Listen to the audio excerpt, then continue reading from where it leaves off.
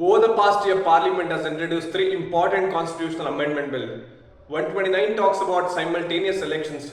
138 talks about removal of a Prime Minister, Chief Minister and other minister if he is arrested for 30 days in a heinous crime. 131st Constitutional Amendment Bill talks about granting special powers to the centre with respect to administration of Chandigarh.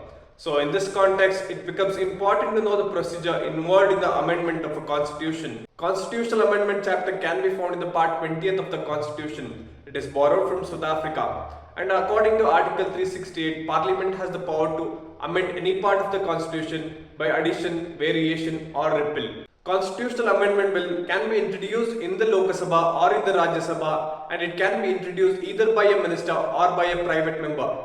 And constitutional amendment bill doesn't require any prior recommendation of the president.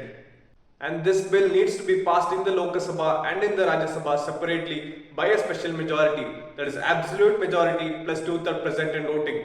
There is no provision of joint sitting for a constitutional amendment bill, hence it needs to be passed both by Rajya Sabha and Lok Sabha separately. When the bill is forwarded to the President has no other option but to give his assent. This provision was introduced by a 24th Constitutional Amendment Act.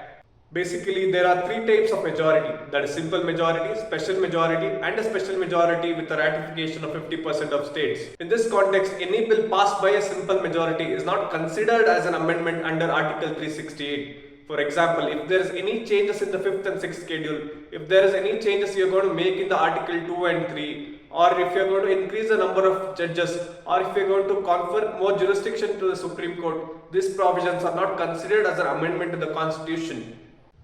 Through special majority, Parliament can amend your fundamental rights, your fundamental duties and DPSPs.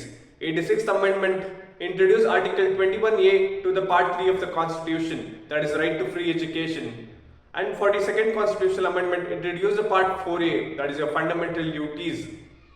If the Parliament is set to amend the federal provisions like 7th Schedule, Article 368, or increasing or decreasing the executive and legislative powers of the state, it requires ratification of 50% of the states, and the states has no time limit to give the ratification.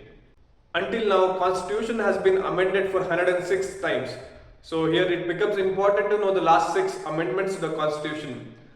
100th Amendment talks about exchange of enclaves between India and Bangladesh. 101st talks about GST. 102nd talks about National Commission for Backward Classes. 103rd talks about EWS. 104th talks about continuation of reservation for SC and ST in the Parliament and in the state legislature. 105th talks about powers of state to identify social and educationally backward classes. 106 talks about reservation for women in the Parliament, in the state legislature and in the Delhi Assembly after a census.